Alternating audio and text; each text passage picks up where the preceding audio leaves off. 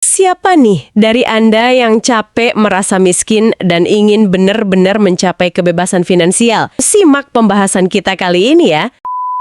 Assalamualaikum warahmatullahi wabarakatuh. Waalaikumsalam warahmatullahi wabarakatuh. Halo, selamat datang kembali di channel YouTube Tukang Komentar. Pastikan Anda sudah pada subscribe channel kami ya. Dan bagi yang terlewat video-video seru lainnya, bisa langsung cek link di deskripsi video ini ya. Betul, jangan sampai kelewatan. Nah, hari ini kita bakal ngebedah sebuah dokumen yang jujur aja bikin saya lumayan tertampar. Wah, tertampar gimana tuh maksudnya? Gini, dokumen ini tuh judulnya Panduan Menjadi Lebih Kaya yang disusun sama tim Indo Cakti Malang. Misi kita hari ini adalah membongkar peta jalan menuju kekayaan yang bukan cuma sekedar teknis nabung, tapi kuat banget secara mental dan spiritual. Indo Cakti Malang ya. Ini sumber yang sangat menarik. Karena begini, masalah utama banyak orang saat ini kan mereka terjebak. Terjebak kerja keras tiap hari demi uang, tapi ya itu tadi, mereka nggak punya peta jalan yang jelas. Ibaratnya cuma muter-muter aja ya di tempat yang sama. Persis. Nah, dokumen ini tuh beda karena dia mengintegrasikan semuanya. Mulai dari manajemen karir, terus arus kas, sampai dan ini yang paling jarang dibahas, nilai-nilai religius. Semuanya jadi satu kesatuan sistem. Oke, mari kita bedah ini dari bagian paling dasar dulu nih.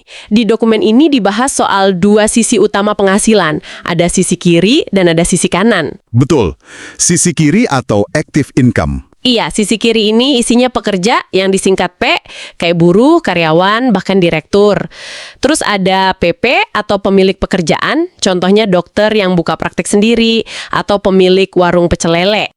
Nah, sedangkan sisi kanan itu passive income. Ada PU, pemilik usaha, yaitu bisnis yang udah tersistemasi atau franchise. Dan PM, pemilik modal atau investor. Waktu baca ini, saya langsung kepikiran satu analogi nih. Sisi kiri itu ibaratnya kayak lari di atas treadmill. Oh, menarik. Gimana tuh masuknya? Ya, kita harus terus bergerak kan, supaya mesinnya jalan.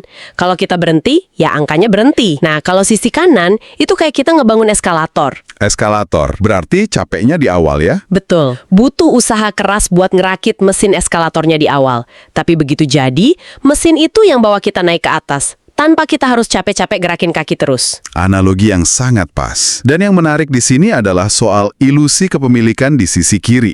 Terutama buat mereka yang ada di kategori pemilik pekerjaan atau PP tadi. Wah, ilusi kepemilikan. Banyak nih pasti teman-teman kita yang kena ilusi ini. Dan ini kenyataan pahitnya, bisnis itulah yang memiliki mereka.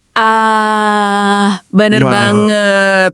Misalnya buka kedai kopi, dia yang nyeduh, dia yang jadi kasir, dia yang ngurus stok. Nah itu, kalau dia sakit seminggu aja, kedainya tutup kan, nggak ada pemasukan. Transisi sejati ke sisi kanan, atau jadi pemilik usaha, itu cuma terjadi kalau bisnisnya udah bisa jalan mandiri, tanpa kehadiran fisik si pemilik. Jadi direktur bergaji 100 juta pun kalau dia masih di sisi kiri, dia tetap aja lari di treadmill ya, cuma treadmillnya lebih mewah aja. Persis, tapi tetap aja menguras tenaga. Kalau dia di PHK besok, treadmillnya langsung mati seketika. Wah, serem juga ya kalau dipikir-pikir. Nah, pertanyaannya sekarang, gimana caranya kita bisa pindah dari treadmill ke eskalator ini? Disinilah dokumen ini ngasih panduan lini masa yang sangat spesifik berdasarkan usia. Oh iya, peta jalan evolusinya ya. Saya bacain sedikit nih buat pendengar. Di usia 20-an, kita itu ada di fase P atau pekerja, fokusnya di networking sama learning, belajar dan cari relasi. Betul, kumpulin pengalaman sebanyak-banyaknya. Terus masuk usia 30-an berevolusi jadi PP, fokusnya action atau langkah nyata, mulai eksekusi ide. Ya, mulai ambil risiko yang lebih besar. Masuk usia 40-an, ini fase PU. Fokusnya standardization atau sistemisasi bisnis. Dan puncaknya, usia 50-an, kita jadi PM. Kondisinya harus udah cool, calm, and confidence untuk pensiun. Sebuah kerangka yang sangat rapi kan? Rapi sih, tapi nah disinilah bagian yang sangat menarik buat saya.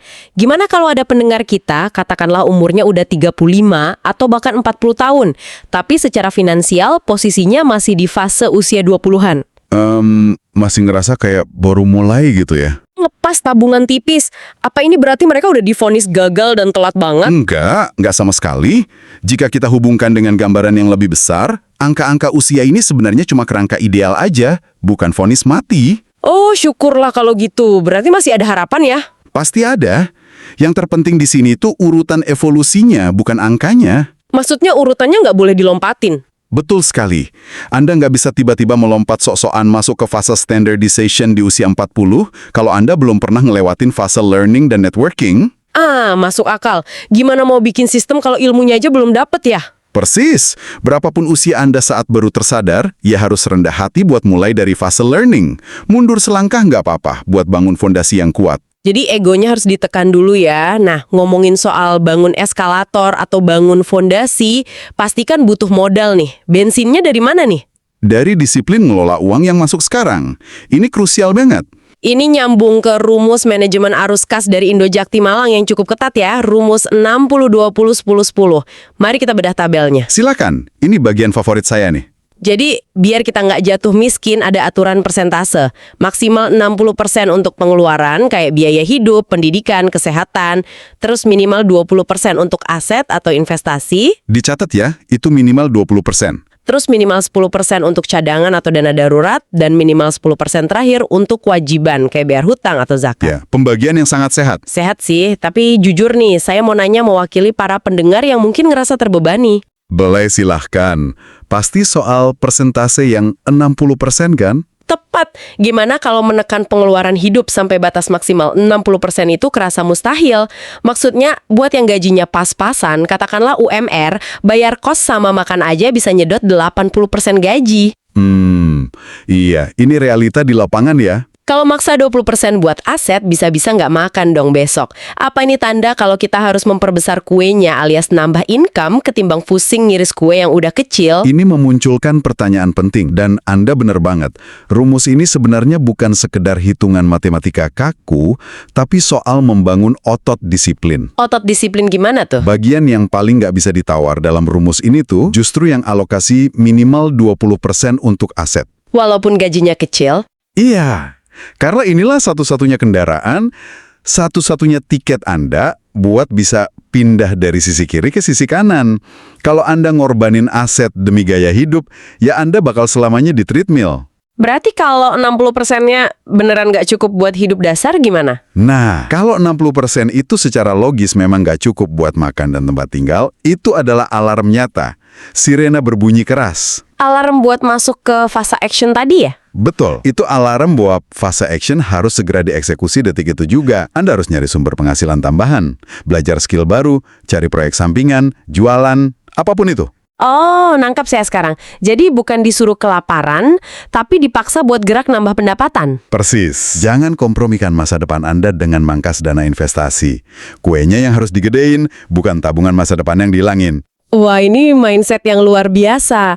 Berarti pas nanti gajinya udah naik, pengeluarannya yang harus ditahan biar presentase asetnya makin besar kan? Betul. Jangan sampai gajinya naik, gaya hidupnya ikut-ikutan naik. Nanti presentasi asetnya tetap aja kecil. Penyakit inflasi gaya hidup tuh biasanya. Nah, setelah kita capek-capek nerapin disiplin arus kas ini, ngelewatin semua fasenya, pertanyaan terakhirnya adalah untuk apa semua ini? Untuk apa kita capek-capek jadi kaya? Iya, apa tujuan akhirnya? Menurut dokumen ini, ada bedanya antara financial safety sama financial freedom. Ya, FS dan FF. Financial safety itu ibarat kata penghasilan dari aset Anda udah cukup buat nutup kebutuhan dasar. Makan, listrik, aman. Anda nggak takut kelaparan. Terus kalau financial freedom? Kalau financial freedom, kebebasan mutlak. Anda benar-benar bebas dari rasa takut kehilangan penghasilan dan bisa hidup dengan gaya hidup yang Anda inginkan tanpa harus kerja fisik lagi. Tapi yang bikin saya merinding pas baca dokumen Indo Jakti Malang ini, target tertingginya tuh bukan cuma sekedar kaya raya loh. Nah, ini dia esensi spiritualnya. Iya, di pusat diagram peta jalan mereka ada tulisan lafaz Allah. Target pamungkasnya itu jadi muzaki, menjadi orang yang wajib mengeluarkan zakat karena hartanya berlebih. Bekerja itu dilihat sebagai ibadah. Sangat indah kan? Banget. Jadi, apa arti dari semua ini buat kita? Buat saya, ini ngubah total tujuan cari uang. Dari yang tadinya egois, cuma buat pamer mobil atau liburan mewah, berubah jadi misi komunal. Misi untuk bisa terus berbagi dan nolong orang lain. Dan kalau kita lihat dari kacamata psikologis, ketika tujuan utamanya adalah jadi muzaki, seseorang itu bakal punya ketahanan mental yang jauh lebih tebal.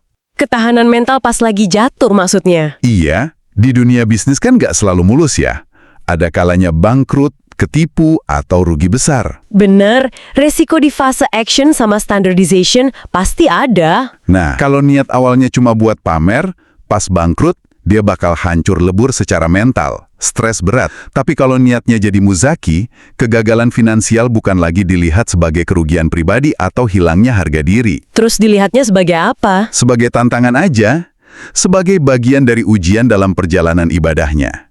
Ini yang bikin seseorang bisa bangkit lagi lebih cepat. Oh wow, mindset kayak gini yang bikin fase usia 50-an tadi bisa benar-benar dapat kondisi cool, calm, and confidence ya. Ketenangan batinnya itu bukan dari jumlah saldo, tapi dari keikhlasan. Tepat sekali, karena dia tahu harta itu cuma titipan untuk disalurkan lagi. Jadi merinding dengar penjelasannya.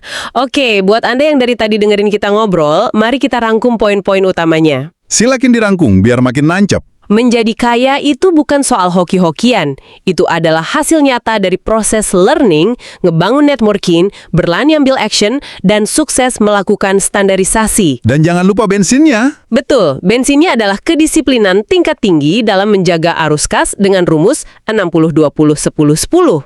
Nah, coba Anda refleksikan posisi Anda saat ini. Di kuadran mana Anda berdiri sekarang? Lari di treadmill atau lagi bangun eskalator? Nah itu, dan sudahkah Anda menyisihkan minimal 20% setiap bulan untuk aset yang batang membebaskan Anda nantinya?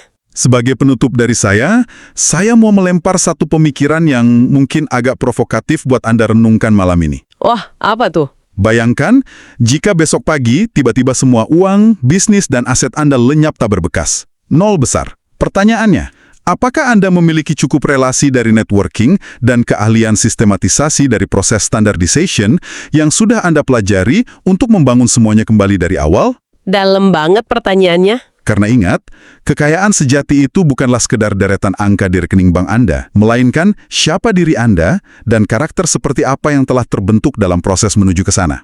Luar biasa, setuju banget saya.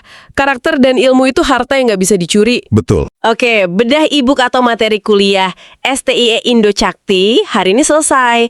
Tapi jujur ya, dengerin doang itu baru pemanasan. Iya bener.